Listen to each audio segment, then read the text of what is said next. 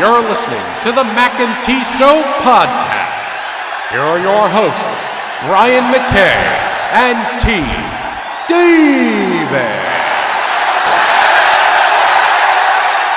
What time is it? It's time for the Mac and T Show. What time is it? I said it's time for the Mac and T Show.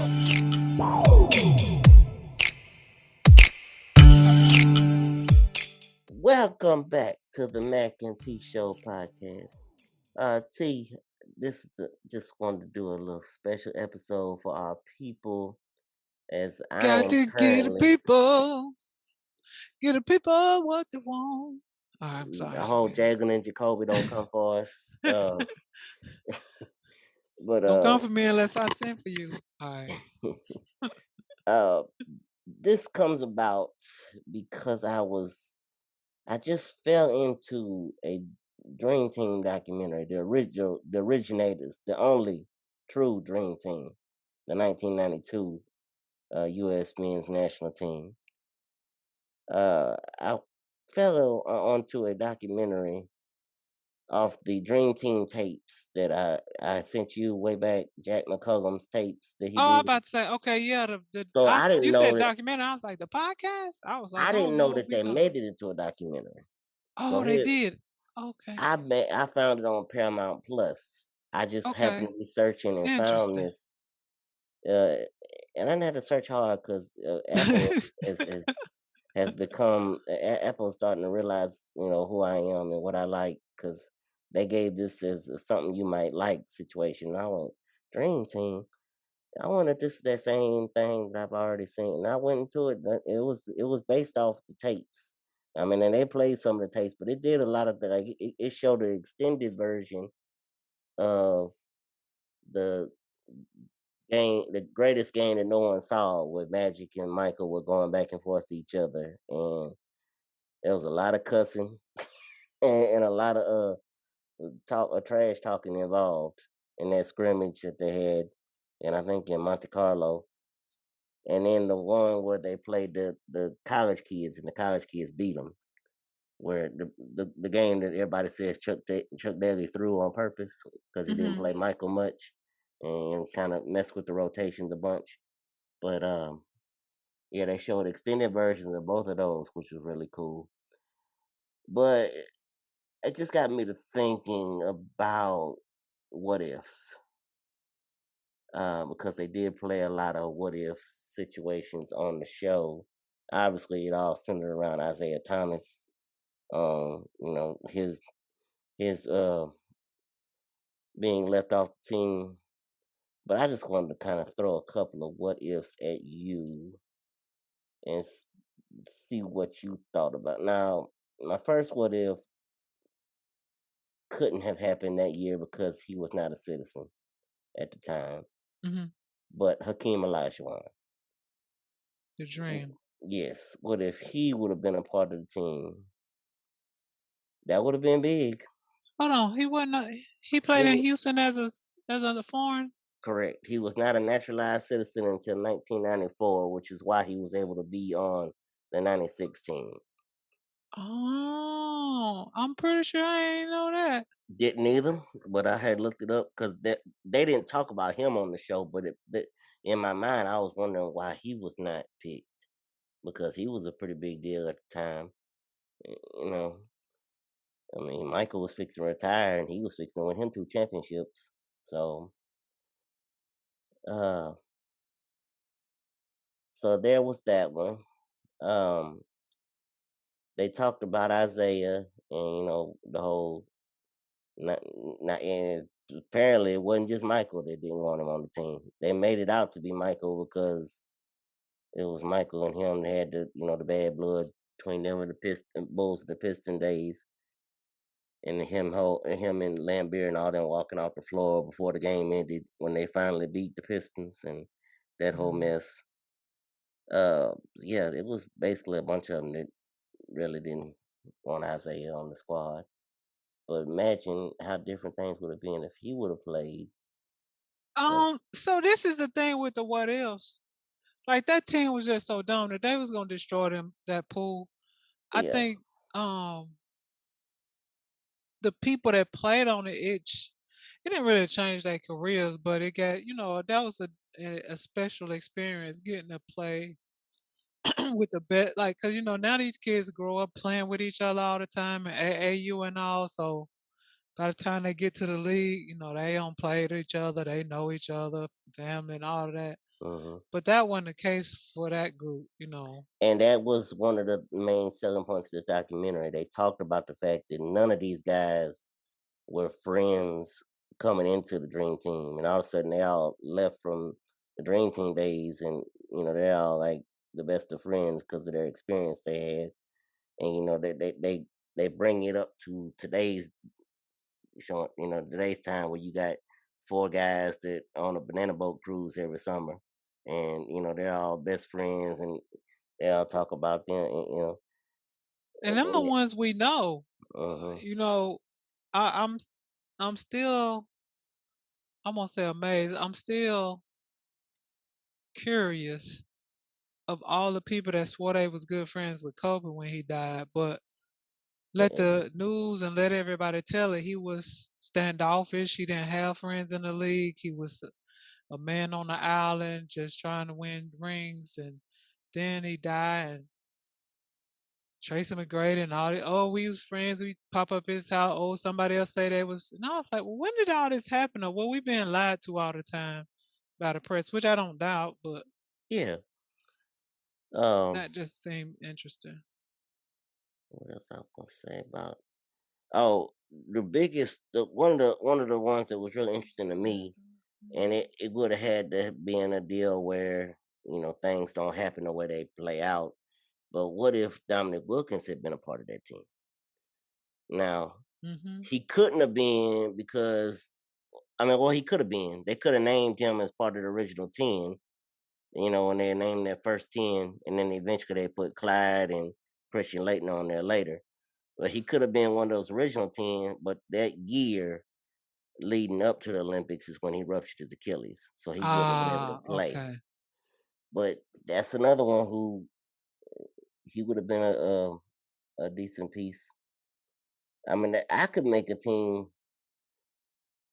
Um, I could have made a squad that would have just they they already beat everybody to death. They would have made it out of sight. Um, and then obviously with Christian Laettner, what if Shaq would have been on that team instead of Christian Laettner? And I mean First of all, he should have been on that team instead of Christian well Laettner. they laid it out there as the reasons to why Shaq was not and Christian was. One, Coach K was an assistant coach on the team, and they had just come off winning back-to-back national champions. Christian Laettner was, the king of college basketball. And even Shaq said, I was upset and I was mad that I didn't get picked. But I mean, the one head-to-head, me and him, we had that year when Duke and LSU played. Christian kicked my butt. So Really. yeah, he didn't really mean First, first of all, we didn't need a college kid on there. that. Mm-mm, Period. mm-mm. You could have just done all pros at that He point. has nothing. He don't know anything about these men's lives. And They don't have a relationship. he Right. didn't have he didn't have the most fun he could have because I bet them guys didn't have nothing to do with him. I mean, you see And him, bless Magic's heart when they fast forward to the induction into the Hall of Fame. He's giving that speech and he completely left Christian off and didn't realize it until it was I'm just saying, look, um, that had to be miserable. If yeah. if that was any hazing, he was the one getting the brunt of it. And cause you ain't even an NBA player. Like it makes zero sense to put a college kid on that team.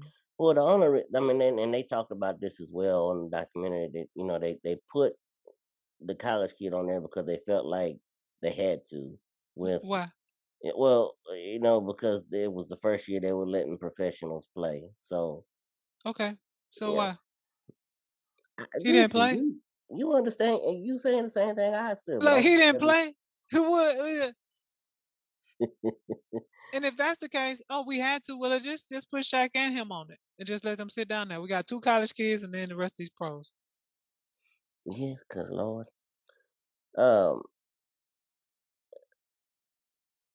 the documentary does it'll delve too much into it, but it delves some into the whole race situation as to why they had the John Stocktons and people like that instead of Isaiah and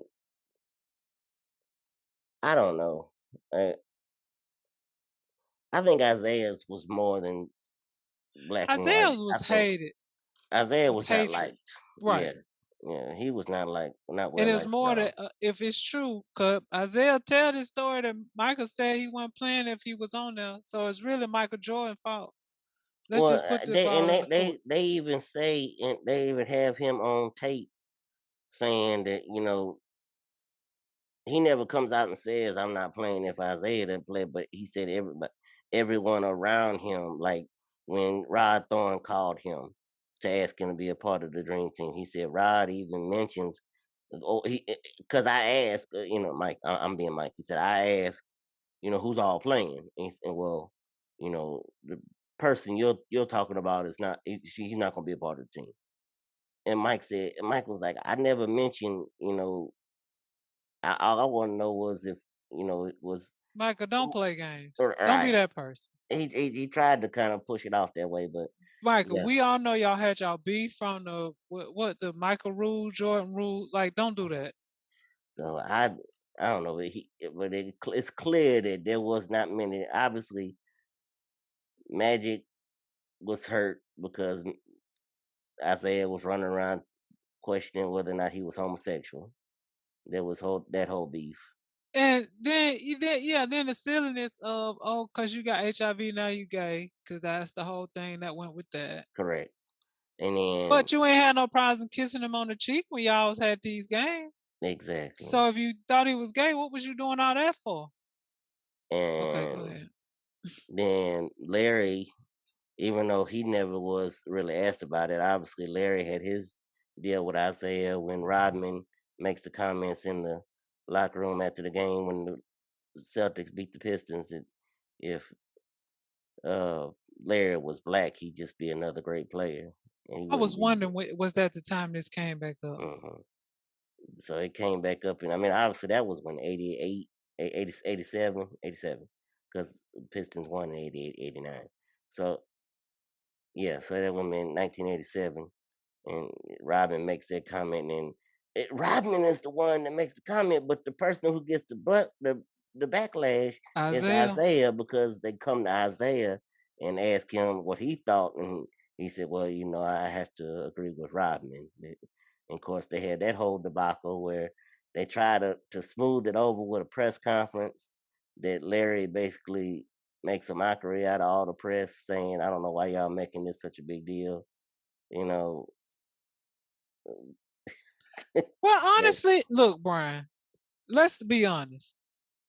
If he wasn't white, like, cause there's not a lot of white guys, even now.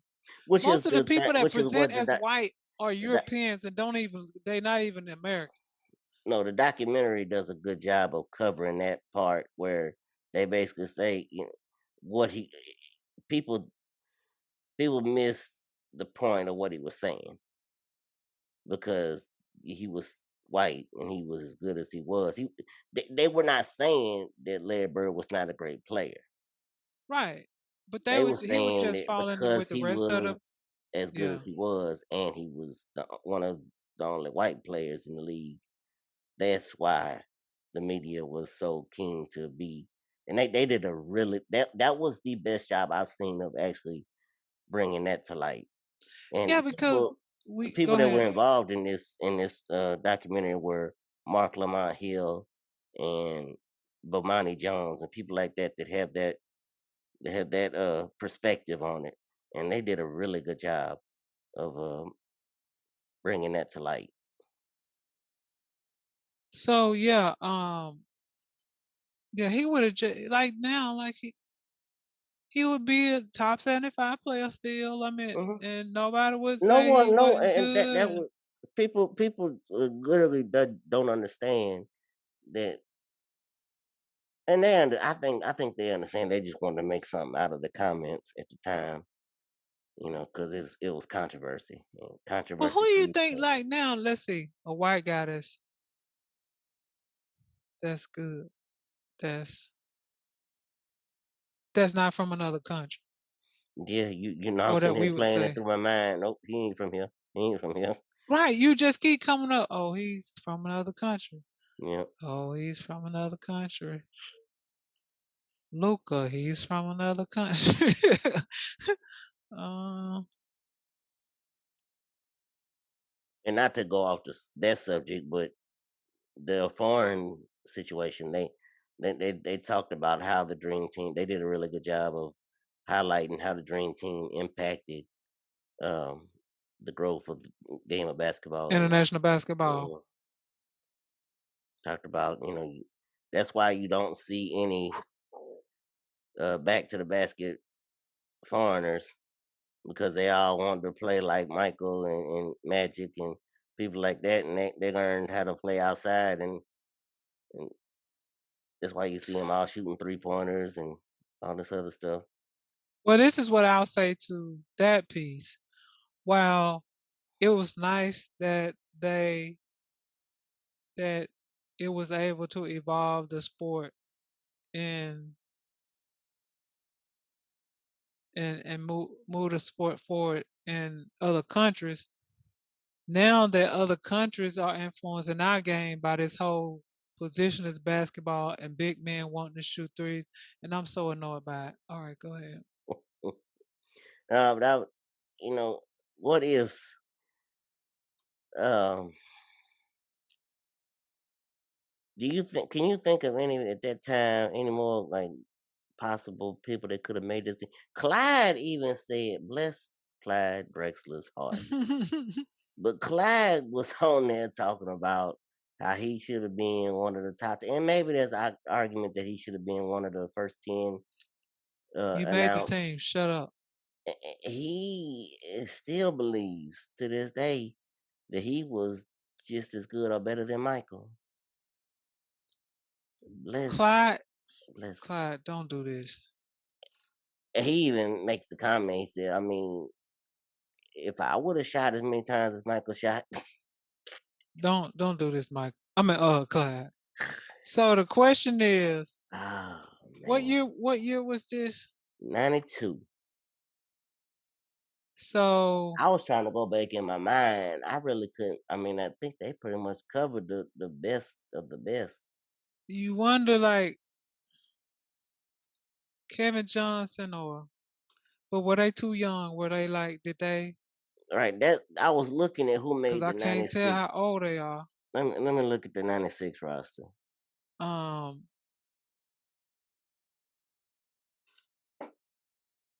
Lord, I did not know Hakeem Olajuwon was not a citizen. He became a Wow. naturalized citizen in '94. So you got Charles Barkley that made it. So '96 team was Charles, Penny Hardaway, which would have been too young because he wasn't in the league yet. Grant Hill, But you ain't. Karl Malone, Go ahead. Reggie Miller. That's another possibility. Um, Hakeem, Shaq, Gary Payton, Scotty, Mitch Richmond. Another And David. Clyde better shut up because he might not have made the team if Dominique don't have busted up leg. That's what I. That was my what So if. you better I shut up. think. I think he would have been in that place, and that was what they kind of alluded to on the documentary, where if he hadn't ruptured his Achilles, he would have probably been that 11th pro that made the team, which would have been interesting. Oh, I didn't know 15. Big Dog, Glenn Robinson was supposed to be on the '96 team, but he was a replace. He was replaced. He was injured. What he So got hurt? Oh, okay. yeah. So Well, it was who else was on the 96 team? Barkley, Penny, Grant Hill, Karl Malone, Reggie Miller. Elijah Wan, Shaq, Gary Payton, Scottie Pippen, Mitch Richmond, David Robinson, and John Stockton. So you had a good mix of some of the ones that was on the original team, and then some new kids. And America was tired of getting beat, going to the Olympics and losing. So it was time, because for some reason they just could not field a good college team. So it was time. Well, the '88 team losing really, and that threw things off because they that was how they bring in David Robinson to the discussion on the documentary, because he was on the '88 team that lost with John Thompson as the coach. I was looking at that squad. That squad was, I don't know how they lost. Let me look at 1988.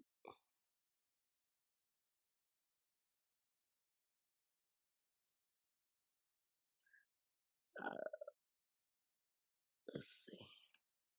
Yeah, Danny Manning, Hersey Hawkins, Dan Marley,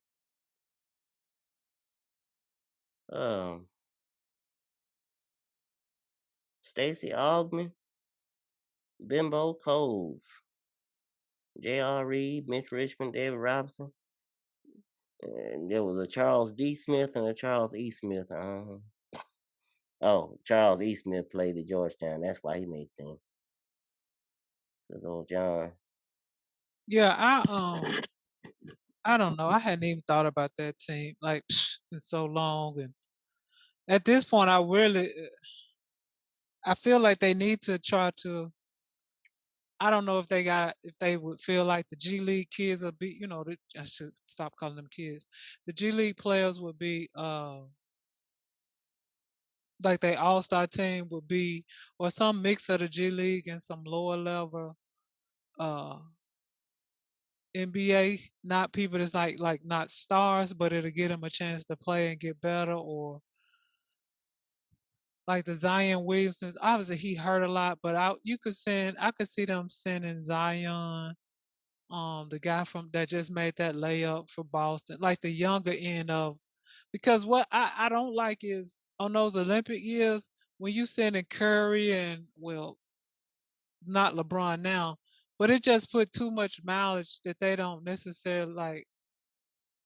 It's not helpful for them to just be going and playing and they don't been in the playoffs and then they go right to playing that and then they come right back into the season with no rest. And we see these injuries keep piling up, not just for the Lakers, like overall. You got, what's his name? He had the ACL injury. Klay Thompson just came back from ACL and Achilles or From something, back didn't he? to back, yeah. Yeah, and so the more they play, the more likely they're gonna keep having these injuries. So they need to consider We, taking, we ain't seen the claw since 2019. yeah, in the playoff. And so they might want to consider like, hey, I feel like some of these younger players, Cam, not Cam, what's the kid that you think gonna be rookie? I think the dude, is he from Detroit? I think he gonna be rookie of the year. Oh, yeah, I know you're talking.